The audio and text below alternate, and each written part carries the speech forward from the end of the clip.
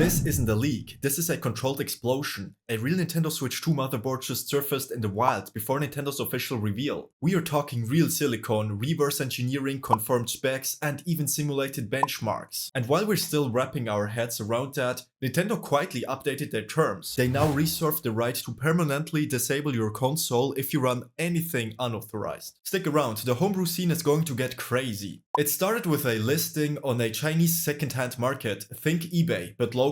$150. Looked sketchy at first, but then dual USB-C ports, a confirmed Nvidia die stamp, production date, part number that exactly matches what insides have been leaked since 2021. The guy behind this? Geeker1, a Chinese engineer and YouTuber known for tearing apart CPUs and GPUs under microscopes, and now he's got a full Switch 2 board in hand. Let's break down what's on it. This isn't speculation anymore. We've got confirmed components right now. An Nvidia Tegra chip labeled T239, 12GB of LPDDR5X RAM from Hynix, 256GB UFS 3.1 flash storage, MediaTek Wi-Fi and Bluetooth chips, Realtek audio, a reversed layout that ditches the old cartridge's motherboard and integrates everything into a single PCB. The heart of the system is the Nvidia T239 SoC, manufactured on a hybrid 8nm and 10nm Samsung process. Not top of the line by today's standards, but perfect for a console that needs high efficiency and low thermals. And the CPU? 8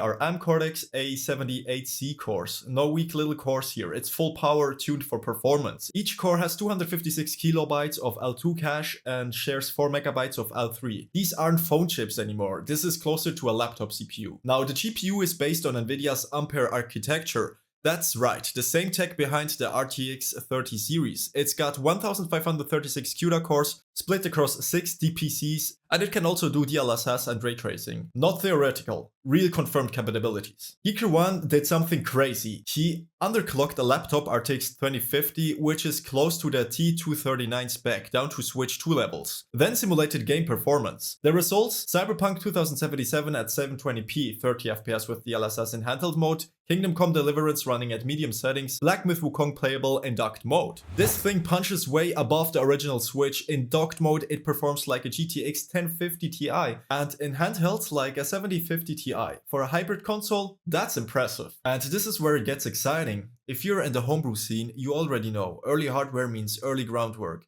Emulator teams, firmware devs, we now know memory layout, GPU architecture, SoC structure, even firmware flash memory configuration. That means emulator optimization starts now, not next year. Custom firmware projects can begin simulation and preparations. Performance mods and underclock tuning can happen in parallel with launch. This is a goldmine for devs. But while the hardware leaked, Nintendo made a move of their own. They updated their OILA, the fine print you accept when setting up your Switch. It now includes a clause that explicitly says they can render your device permanently unusable if it runs unauthorized software. Yes, you heard that right. Not just banning you online, not just cutting off updates. Bricked.